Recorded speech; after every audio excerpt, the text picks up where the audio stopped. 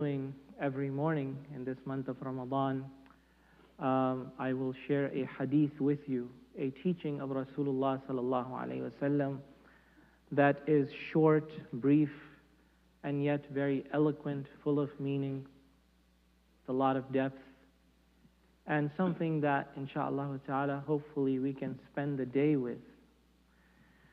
And the teaching of Rasulullah sallallahu alaihi wasallam that I wanted to remind myself and you with today is related by Imam Bukhari and Imam Muslim in their Sahih collections on the authority of Sayyiduna Abu Hurairah radiyallahu ta'ala anhu أن النبي صلى الله عليه وسلم قال ليس الشديد بالسرعة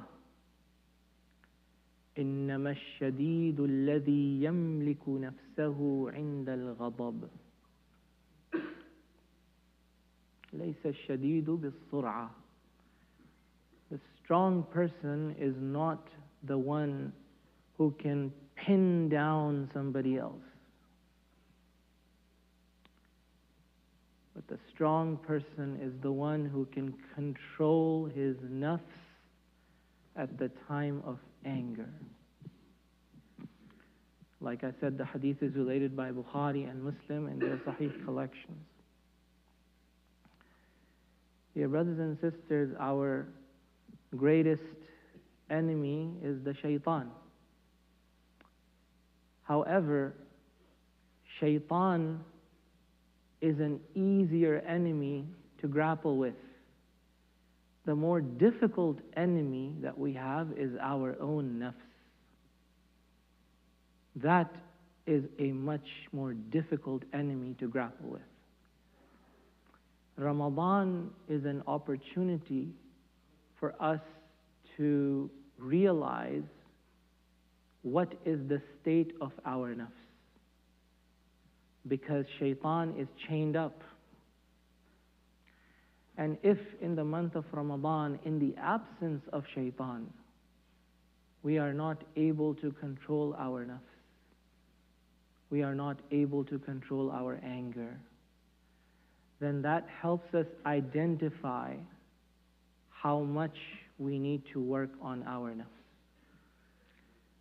Because, dear brothers and sisters, this nafs, if we don't control it, if we don't discipline it, it will control us. It's like a wild horse. If you don't tame that horse, it will continue to go wild, and you cannot ride it. The nafs is like that. And when the nafs is out of control, dear brothers and sisters, then the nafs covers my heart. It covers my qalb. It clouds my ability to recognize things and see things as they are. Because we see things through our physical eyes, but we perceive them through our inner eyes. And the inner eye is the qalb. And if the qalb is clouded, then it will not see things as they are. It will mistake truth for falsehood, right for wrong, good for bad, moral for immoral. And it will mistake wrong for right, bad for good, immoral for moral. This is why our Salaf used to make this famous dua, Allahumma arina al-haqqa haqqa, warzuqna ittiba'a, wa arina al-batila batila, warzuqna ijtinaba. Oh Allah, help us see truth as truth. Help us see truth as truth. Why do they make this dua? Because there is a real danger of seeing truth as falsehood. Help us see truth as truth and give us the ability to follow it. And help us see falsehood as falsehood. Ya Allah, do not allow us to see falsehood as truth. Help us see falsehood as falsehood and give us the ability to stay away from it. When the nafs overtakes the qalb, then the qalb will be presented with what is right, but it will see it as something wrong.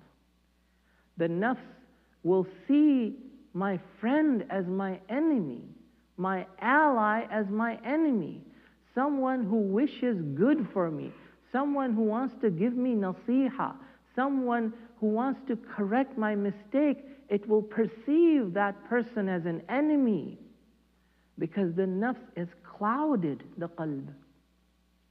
This is what happens when the nafs is allowed to grow and grow and grow. And that's why it's so important to discipline the nafs, to control the nafs. The exercise of fasting in the month of Ramadan, dear brothers and sisters, is intended to teach us self-control. Self-control. But it's not just about controlling our appetite of hunger and thirst. That's the outward form of fasting. But the inner form of fasting is to learn to control my temper, learn to control my anger, learn to control my nafs.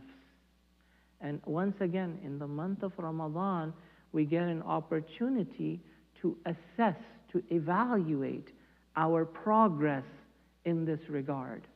And when we notice that from time to time our nafs is getting the better of us, it is not so that we fall into despair. It is so that we realize how and where the problem lies, and we can begin to treat it, insha'Allah ta'ala. So the real strong person is not the one who can pin down his physical enemy.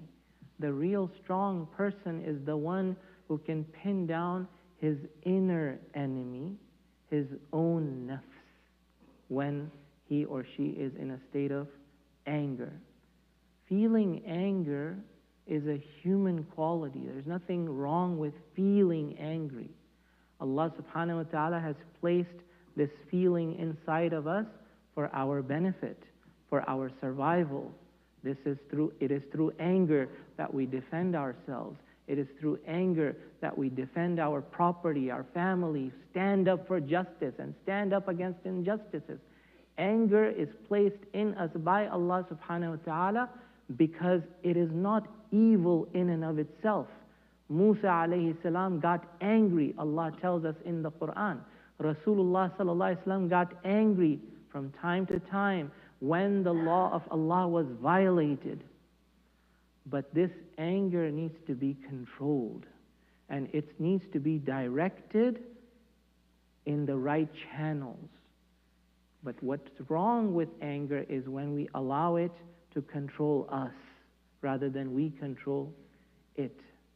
We ask Allah subhanahu wa ta'ala to help us discipline our nafs, to help us control our anger, and to forgive us for our shortcomings, and to give us the humility to seek forgiveness from others when we have overstepped our bounds and lost the battle against our nafs and unleashed our anger at others.